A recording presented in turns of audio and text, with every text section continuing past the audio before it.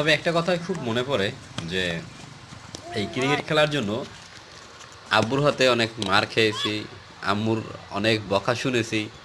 এমনকি বাড়ির পাশের কাকাদেরও অর্থাৎ তারা লাঠি নিয়ে অনেক লড়াইছে, যা এরপরে দান বনে ঢুকে পলাইছি, দানের ভিতরে পলাইছি যেন আমাদের না দেখে।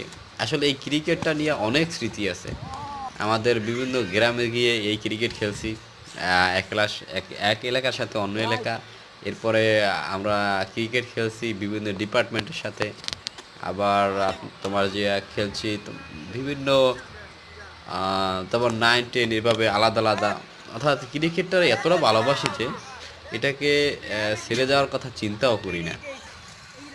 যতটুকু সময় পাই, ফ্রি থাকি, চেষ্টা করি ক্রিকেট খেলার সাথে থাকার জন্য। তো আমি মনে করি এটা আমার একটা